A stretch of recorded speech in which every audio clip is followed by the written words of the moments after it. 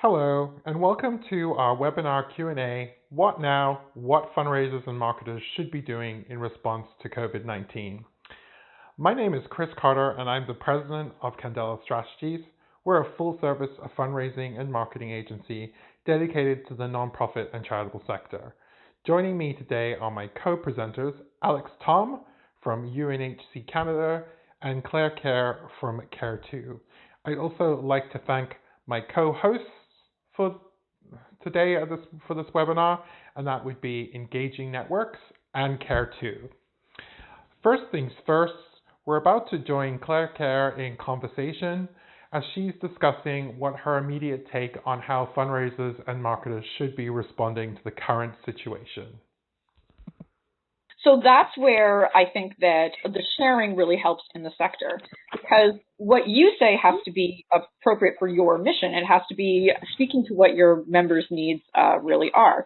So the classic example that I have from 2 weeks ago was I volunteer in Toronto with Toronto Cat Rescue. And it's a very, very small organization. So it's a charitable organization. I think it has 2 staff members and an army of volunteers. So what they did is, as early as March 14, they had a series of emails out to internal emails to volunteers and staff, telling them how the organization was going to respond to what they expected to happen with coronavirus.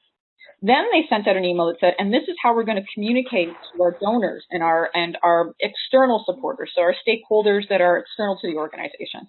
So then they sent that out. So everyone at the organization was on board with knowing what the messaging was going to be.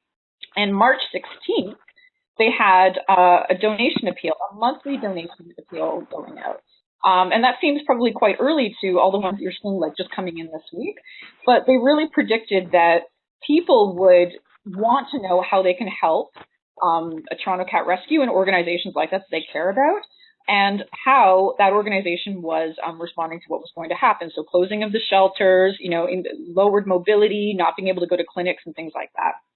So I do think it's really important to be communicating. And we know that members want to hear from you. So if I can use a Kerr 2 example, at Kerr 2 right now, so it's a global community, there's about 30 million members and 3 million in Canada. We are seeing increased traffic on petition pages, on pledge pages, pretty much across the board. So there are far more people who are visiting the site, who are taking action for the causes that they care about. One of the interesting things is that this is across all verticals. So it's not just healthcare. We're seeing it in social justice, wildlife, international development, just pretty much across the board. And those people that had, those charities that had campaigns up before March are not seeing a slowdown in people visiting their petition pages and pledge pages. So the one thing that we hear from Kerr 2 members is, I want to know how I can help. So people are waiting to hear from you about, what they can do to support your cause. If they cared about your cause, it was close to their heart. So they definitely want to hear from you. I think one of the things, just before I pass it off here, Chris, because I just feel like I'm rambling a little bit as I try to remember some of the images I wanted to show you on the slides, but we'll find a way for the group to enjoy them later, is that too many of us get into committees, or we get into big groups when it comes to putting together sort of the messaging. And if you can at all avoid letting perfect be the enemy of good, I think that's really important. So if you're hesitating and you're just like over crafting what you're going to say, I would say just try to be as authentic as possible as you were last year, as you were with your regular holiday messaging, as you were when you talked about your big giving day that was important to your organization, and at events when you would get up there and say, this is why my cause is important. So try to be as real as possible would be my advice. Absolutely. Great. Well, I'm just going to weigh in and say, for me, when all of this started to happen, when social distancing and other things started to be put into place, there were my gut kind of spoke to 4 things specifically. I mean, the first thing was just obviously to be responsible. I think we all understand that. That's like, don't do events, don't do traditional networking, do social distancing, making sure employees, staff, and volunteers, etc. are safe. That's I think which everyone was the initial thoughts. Start thinking about, don't put anyone in a potentially not a great situation. The second key point for me was don't stop. So in past crises, I know this is a bit of a very unique situation that we find ourselves in, but the drop off in fundraising revenue, sometimes it didn't really drop off, but if there was a drop off, it was relatively mild. And then you would ask the question, was the drop off mainly because people weren't asking, because everyone was pausing, were worried that maybe they weren't directly associated, maybe it was inappropriate for them to be fundraising, etc. So maybe they didn't send out that direct mailing, or maybe they weren't sending out as many emails. So there was also begs the question about whether the drop off was more about activity in nonprofits and charities scaling back as opposed to the crisis itself. So whatever you do, don't stop. You need to keep fundraising, clearly change your messaging, but that's kind of, where appropriate, but, don't pause and think, oh, we need to immediately cancel that mailing, or, oh no, we can't be doing that catalog. Clearly there are activities such as events that you need to think about differently, but that's immediate. My third point is diversify. Where I find this is fascinating, and this is likely going to be going on for months, is we have a lot of people that are going to be in situations that are lucky enough that they still have their jobs and they are working from home. They're going to have a lot of time on their hands.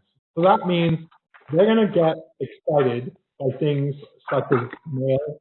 They're going to be watching tons of TV. They're going to be streaming. They're going to be on their phones. They're going to be on their devices.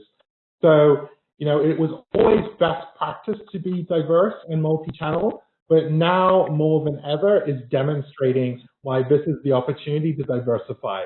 Get yourself into different channels if you haven't.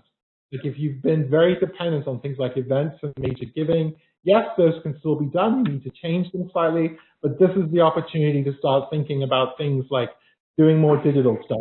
Even looking at direct mail, there's a lot of organizations that do direct mail, but sometimes haven't. We've just gone out in a matter of days to a quick list, a few different organizations, just to quickly get urgent things out in the mail in a few days.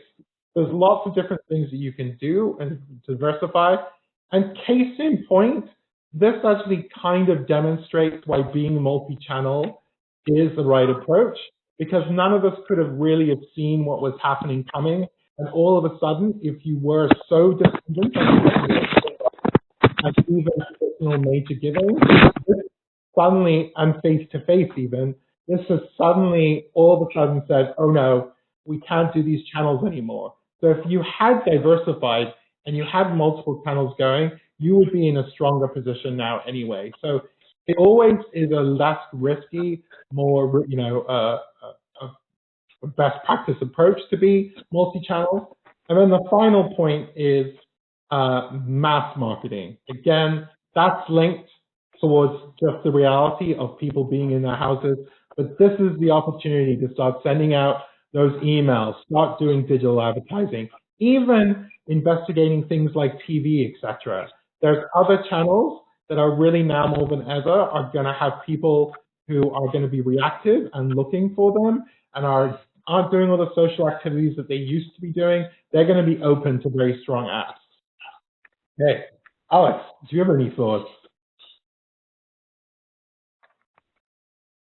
Oh, one second. The muting button is okay. Now it's working. So please, please, if you're having trouble hearing me, please just talk over me. Anyway, no, I agree with Claire and Chris. I guess the only thing that I would add in those 3 points is that, I mean, coming from a client side, or at least on the charity side, Claire mentioned sharing within the sector or coming together.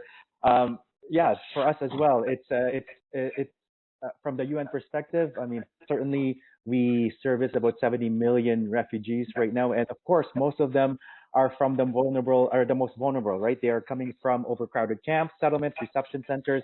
So of course, this is always going to affect them. But what UN has done, to Claire's point on sharing within the sector, is now we as a system with World Food Program, UNICEF, UNHCR, of course, the World Health Organization are now coming together, not just only from a programmatic standpoint, but also from a fundraising standpoint. We've recently We recently just launched a $2 billion campaign that will help not only prevent but protect the refugees and people the refugees and the asylum seekers within the countries that we work on. But we're also working for the programmatic portion of from the fundraising perspective on the program side together. And usually we don't do that, right? So I think the coming together or highlighting the coming together portion of that is important. Claire also mentioned the ability to, or at least the point of the perfection, be not the enemy of the. I'm really not saying it properly, Claire. As you mentioned, it's perfect. I think it was don't let perfection be the enemy of good. You know what? Exactly. I think I heard that in a James Cameron documentary. Yeah. So I want to use that because I used to say that a lot as well.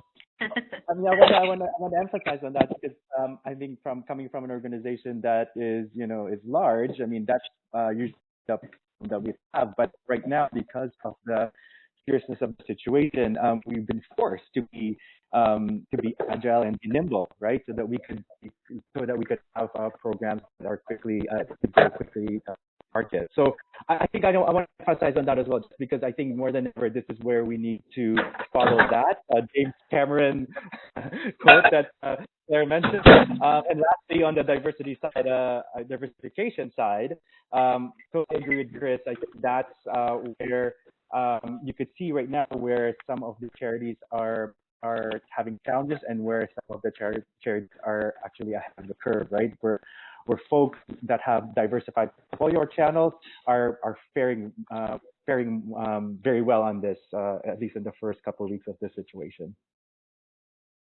Yep. It looks like we have a question that came in. Kyla, should we go with this one? Sure. Do you want me to go ahead? Sure. Okay, first question from Victoria. Thank you so much. How do you feel the market downturn will affect the donations by major donors? Should we flip it around and Alex, you go first this time? No, for us, yes, it would definitely affect the way we acquire major gifts, or at least get gifts from major gift donors. Absolutely, the traditional activities that we have, such as events, dinners and lunches and things like that, have now we need to find other ways to get those funding, right? At this point, I mean, there's several options out there, beginning from virtual meetings and virtual events. But I think and I'm just going to go back again from what Chris has mentioned earlier about the diversification. I think this is where we need to be creative in how we do business with major gifts specifically, and perhaps have the options of having all these. So for us specifically, we now have the options of getting people or folks from our programmatic units outside of Canada in different parts of the world now being involved in the way we do business with major gifts, which we couldn't really do before, right? So I think the thing is just the way of now pivoting from what the tradition meetings are with major gifts now to kind of supporting it via virtual. I think is one of the ways we've done it. But yes, it would definitely go down because these folks, and at least the markets that we have right now in North America, I mean, the markets are down, and therefore I think there's going to be a down on the major gift side. On our side, we've noticed corporate giving, at least from a CSR perspective, is at least there's some appetite for growth on that side. Great. Claire, do you have any thoughts? Yeah, there's one resource that I think has been really useful. It's been shared a lot. You might have already seen it online. It's the Moore white paper on coronavirus and economic history.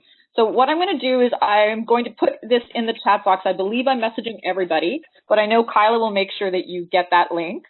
I think in terms of forecasting, I know March seemed really long, guys. It seemed like the joke is that March felt like 79 years.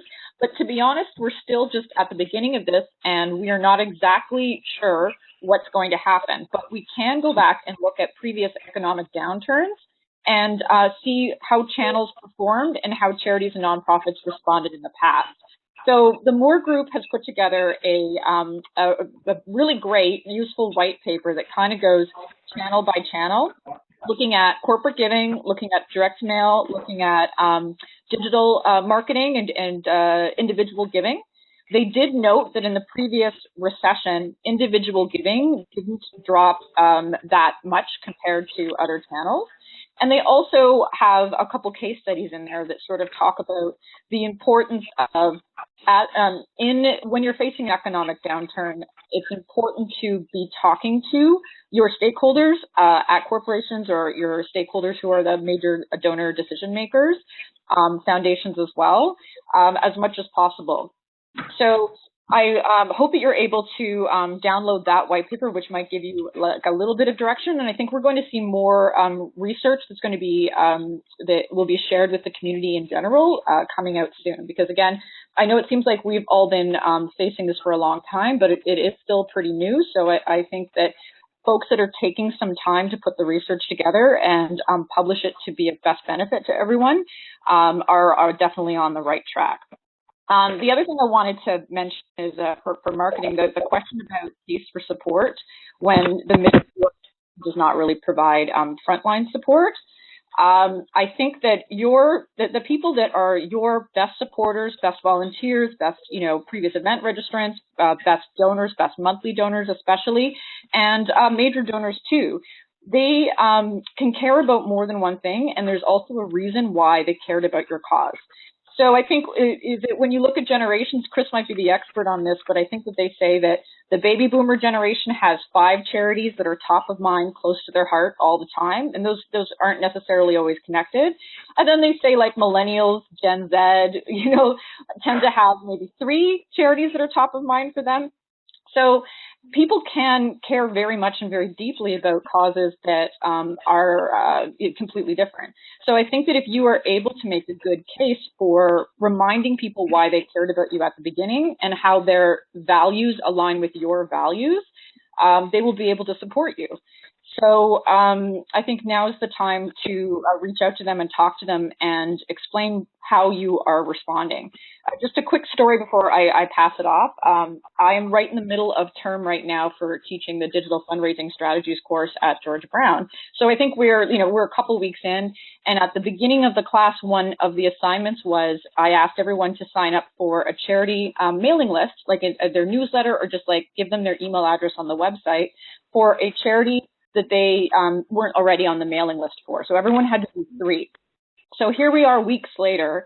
I asked the class, how many of you guys, once you signed up, received a communication from that charity? Less than half of the students had any communication. And the course started before COVID-19 too. So not only did they not have sort of a welcome series or a, get to know us and this is what we do, or thank you for signing up, but they hadn't communicated about what's happening in the world either.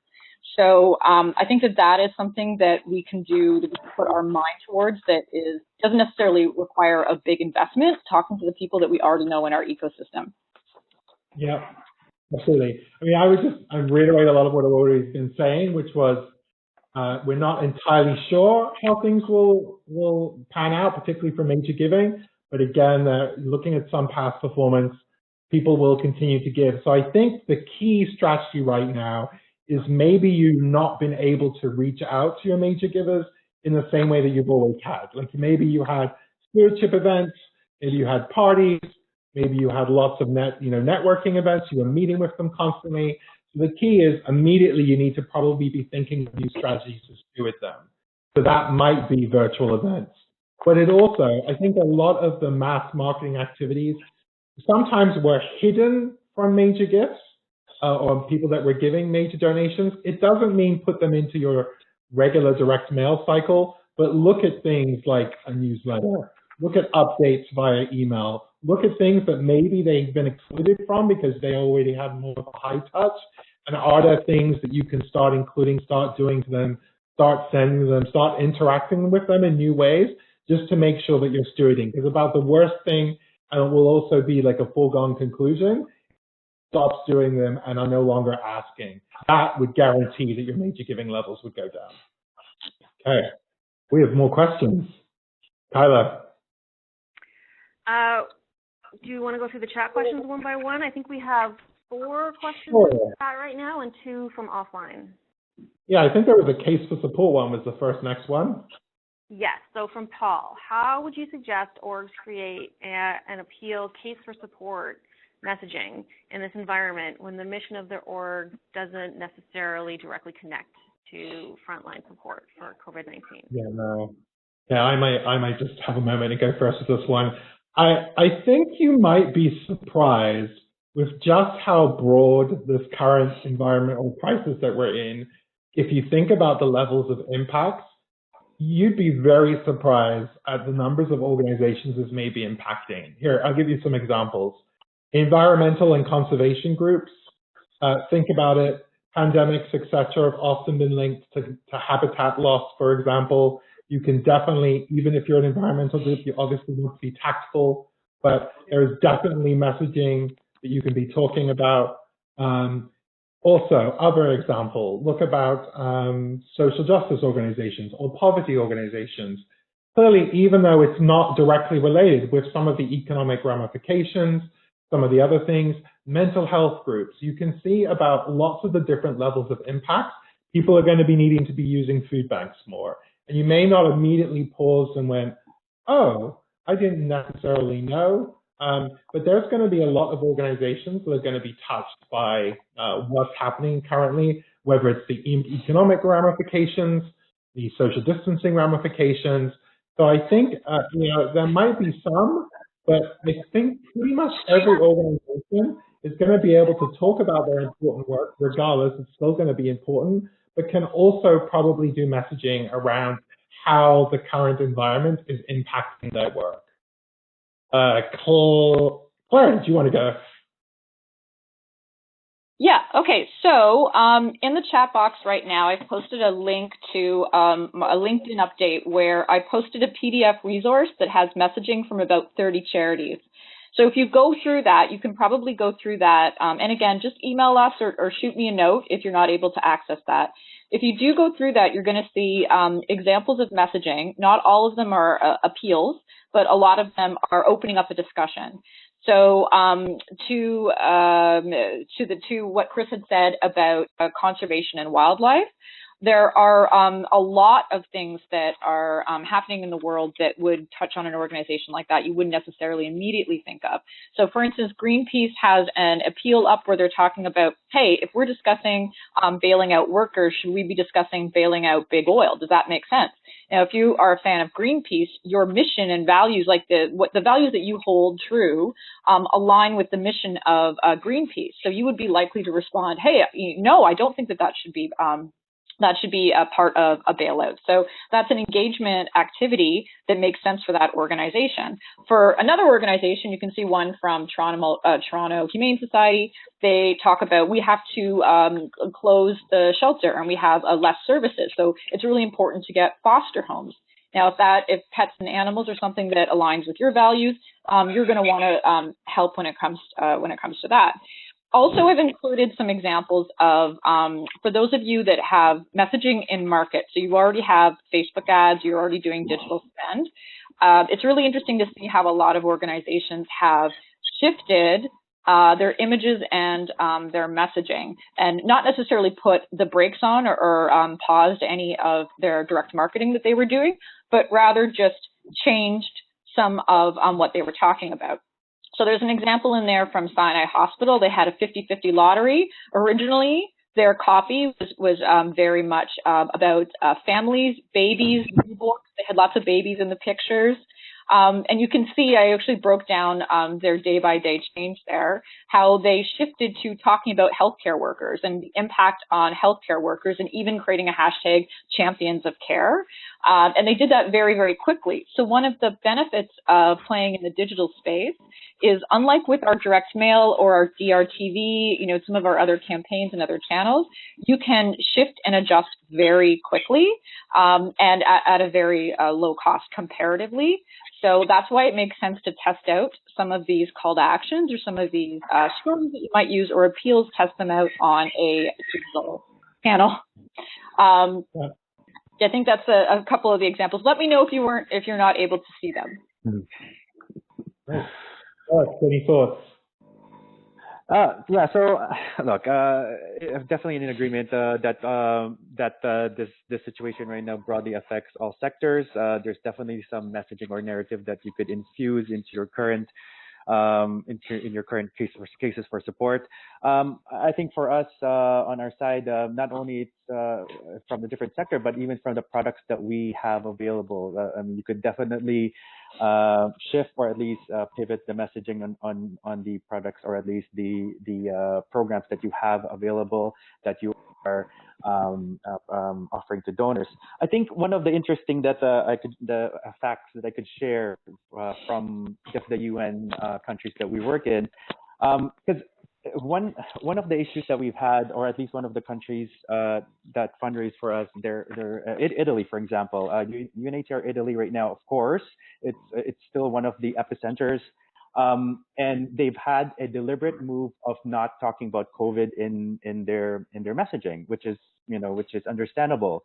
What instead they did is to focus on our current program. So the Syria situation, the Syrian anniversary, the situations in Rohingya, the situation in Venezuela. And what was interesting is that, yes, they've talked about COVID and said, look, we're in a country that is affected by this, but this is still what's happening around the world. And what's fascinating about all of this, despite them being in a country that is an epicenter, they've received about, or at least they are trending right now to be 20% over their revenue targets year to date. So it's fascinating how even if you're not, or at least even if you're not part of the, or at least not directly affected by the COVID situation, it's fascinating how you could also change the narrative on it and still focus on yours while not touching, even if you're deliberately not talking about COVID. In the case of our Italian country office, they've been able to still get some revenues on it. Anyway, that was just an interesting fact that we just found out a couple of days ago. Yeah, and I really, I've also seen a lot of organizations doing some mission delivery, doing programmatic delivery, where they use what everyone is talking about to sort of talk about things that are related to their mission. So an example of that would be Canadian Women's Foundation. They put out a report called The 4 Gendered Impacts of Coronavirus. So I think that was interesting. Their mission is the rights of women and girls. And they also thought, this is something that is going to uniquely impact women and girls in a different way.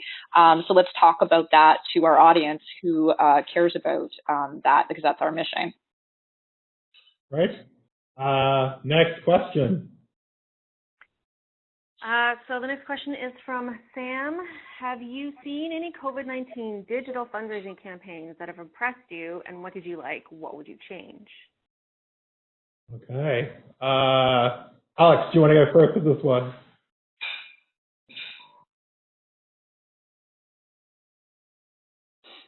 What's interesting out there, or at least what's impressive what caught my eye, what's impressive? I think it's not one particular one that I've seen, but it's more on the sector itself. So the food banks I think one of the food banks in Toronto has done a very good job I'm impressed with because of their quick to market strategy and how they've got corporations to be matching, how they got corporations so quickly to match or to have a match strategy. So I find it impressive that they've been able to secure all these corporate partners and integrate it with their annual giving program, which, because clearly it's, at the end of the day, they're trying to boost their their direct response, right? So I found it impressive they were quick to it. I found it impressive that they really lined up some corporate partners to support them on this. Claire. Yeah, and I would love to add to the corporate partners. It's the campaigns that have really caught my eye, at least on Facebook, Instagram, where I'm targeted by every possible charity because I visited all your websites, and so I end up in your audience. Sometimes the targeting is really good, and I end up going, oh, that's good. Now I definitely have to give them my email address, or I have to make a donation, or I have to buy a ticket to their event. So, or buy stuffed animals for an alternative giving appeal. I see you, WWF. I see your snowy owl. I see that. But I've been seeing a lot of these campaigns, and the ones that are catching my eye, at least. So, in terms of the life cycle of digital marketing, sometimes you only have a couple seconds to be in front of somebody's eyeballs, right? And we sort of have that truism that they need to see your ad maybe 7 times or so before they're going to respond. The things that have been catching my eye have definitely been the sponsor matches. So the creative that is pretty much saying 3 times or double, or triple your donation, that kind of messaging, is really just standing out in a crowded newsfeed to me. So I do think that is a great strategy to talk to your corporate partners. If they are going to make a donation, that's fantastic. Can you then use that donation as a matching opportunity? I think gives that a little bit of gives you more leeway with that, and gives you another marketing message that you can use, and also does stand out. Yeah, I'm going to kind of apologize because I know it was specifically on digital, so I'm going to bear with me. But there was a couple things that really stood out to me that I noticed. My mailbox, even though I'm on so many charities donations list, has been empty. So for like quite a while now. So that's immediately something that's standing out to me. I'm not sure why I haven't seen tons of emergency appeals or anything like that. And there are some organizations that are directly on the front lines. Here's looking at you, hospital foundations, etc., who could very easily and very quickly get out emergency appeals. So that's just one thing I've noticed. As far as something that I thought was really good, I was really impressed by what the Salvation Army did in the US almost instantly. They had a very quick, they did it on video, they did it digitally as well, but they had a very quick, graphic, but it was still dramatic. They had fading letters, fading out. It was really quick, really addressing, really on point. They didn't do some elaborate shoot with, a huge studio. It was all done. You could tell it was done very quickly, just using stills and graphics, etc. And there it was on CNN. And coming back to some of the things that we were saying earlier, people are at home glued to things like CNN, like CBC, etc., BBC, etc. This is the time that, get your messaging in front of people where they are. So they're at their homes. They're not getting things in the mail. They are, going to be on the website. But they're going to be watching TV. They're going to be watching streaming services probably like never before. This is your opportunity. I've only really seen so far, because I have been glued to news channels like everyone else. I've really only seen the Salvation Army doing anything. Okay, next question. Oh, I just wanted to add. Sorry, I wanted to add. You mentioned direct mail. Hopefully, you guys can see my video there. Sorry to jump in on that, but you had mentioned it. For the last month, I haven't received really any direct mail either. And I'm signed up to a lot of different lists. But today I did get one. I wanted to show you. This is from Hope and Healing International. They used to be Christian Blind Mission in Canada. So they've changed. International development, focused on sight.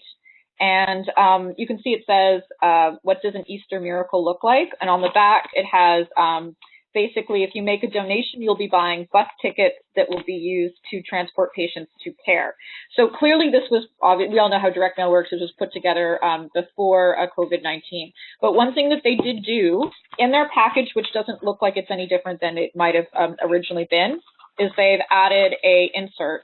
And the insert is a it's a yellow heartfelt message from the executive director, Ed Epp, and basically saying that we all need each other more now than ever, and sort of speaking to the people that would appeal to this cause. So that was that's pretty much the only one I've received, so it's getting my attention because I haven't seen anything else recently. Exactly. Yeah. So you can get in-house emergency direct mail appeals, and don't think that you've never done it before. Oh no, or you don't have the right demographic. There's been study after study that shows that younger demographics respond. And again, now more than ever, people are craving things to feel inspired. You know, how can I make a difference? They're also looking at things to be engaged with. This is a perfect opportunity to start thinking about channels in different ways that you haven't done before. Okay, what was the next question? So the last one from the chat thus far is from Nathan. What are your thoughts on direct fundraising ads via platforms like Facebook right now? Something tells me that Claire is gonna have a lot of good stuff to talk about there. So let's go to Claire. Yeah, I mean, if you were direct marketing before, you probably had planned out a series that you were going to do, and I really don't see. It's not the platform or the channel that's the issue. It's really what you're going to do with it, right?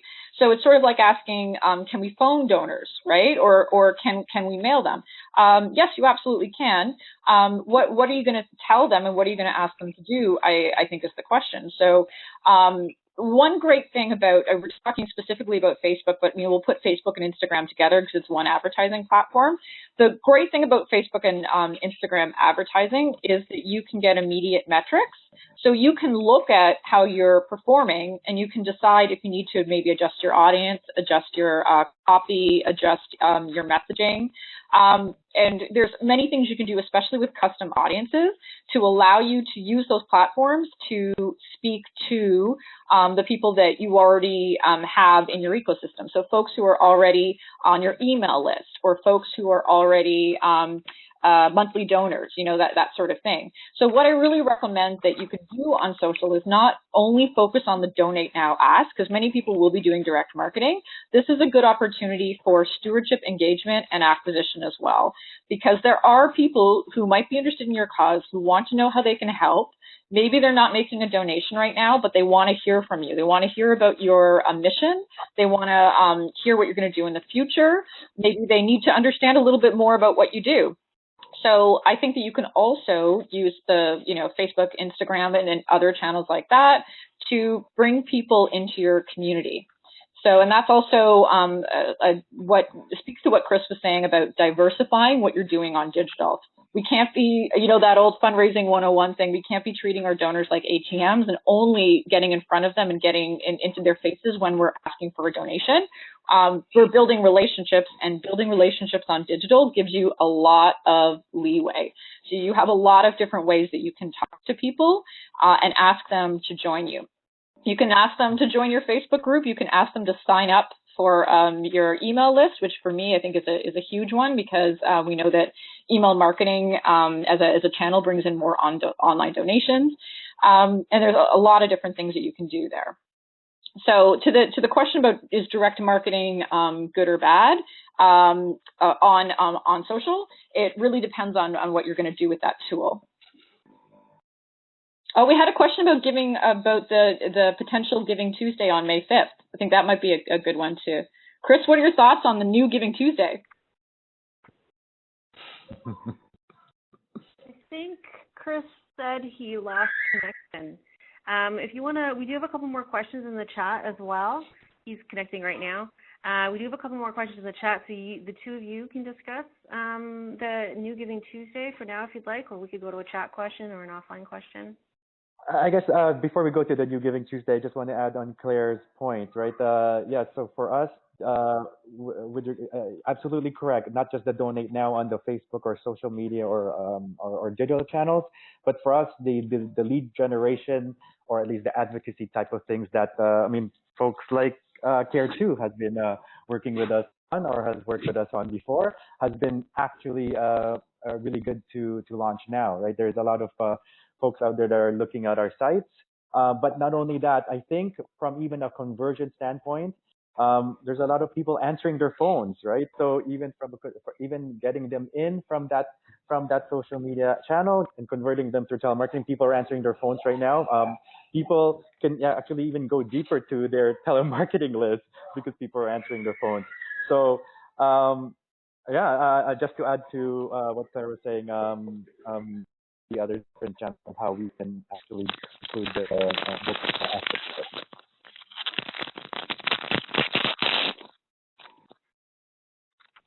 Okay, I think we're still waiting for Chris to connect, so I'll jump to one of the chat questions.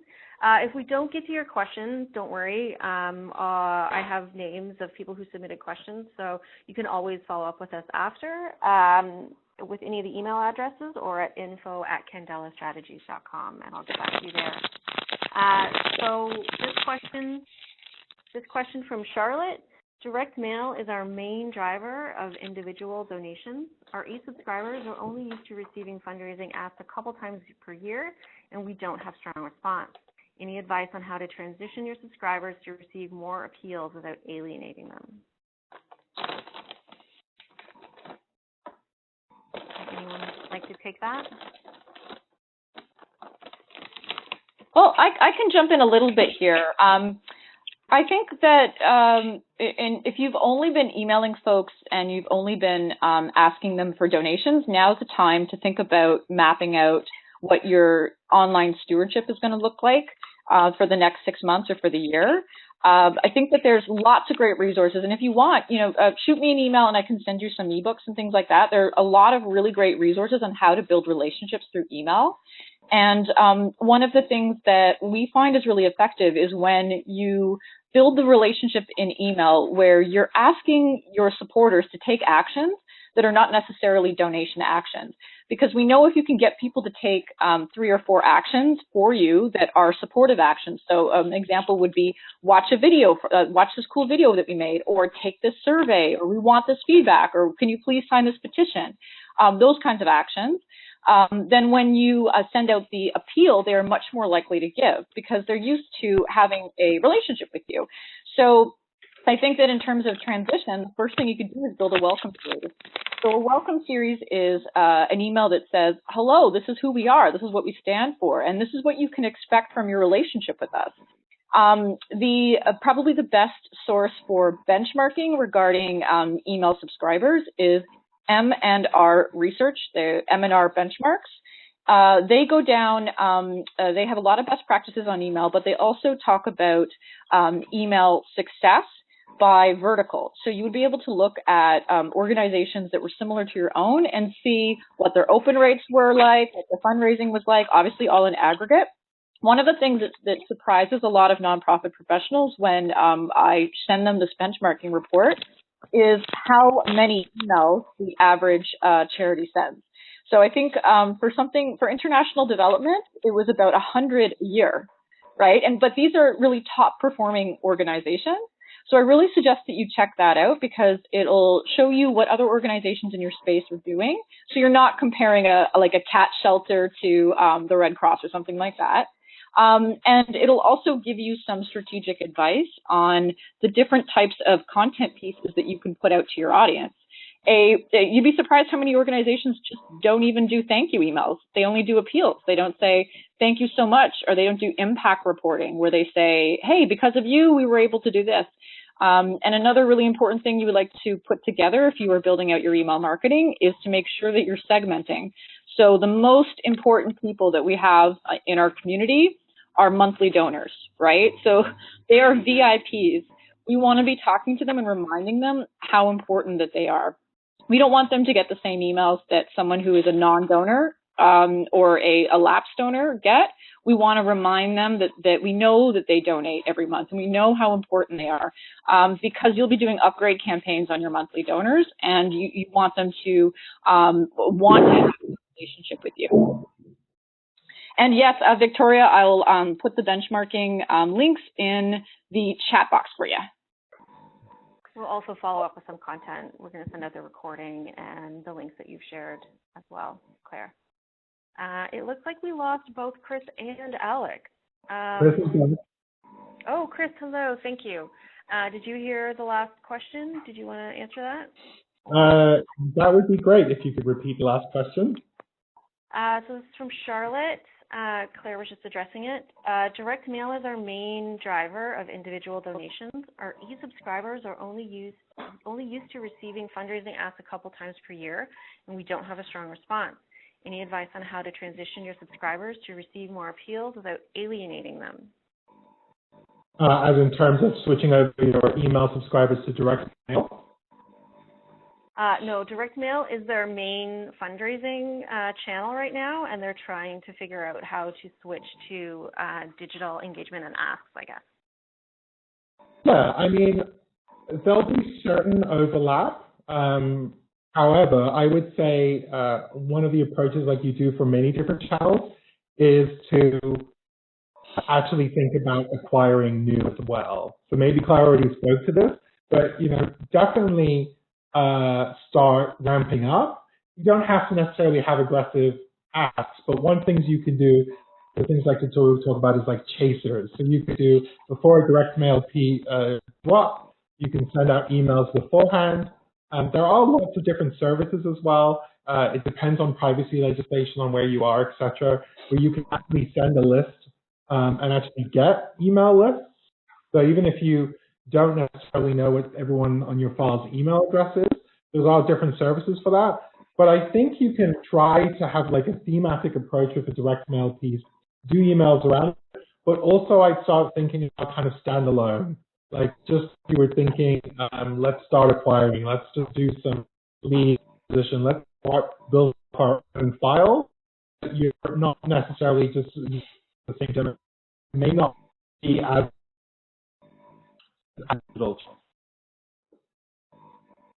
We're losing you, Chris. We're losing you. I'm glad you're back, Alex. Hello. I think what Chris was saying, I think, and Claire touched upon this, I think the donor journeys on each of the segments that you have is very important. And I guess Claire mentioned that report, that MNR report.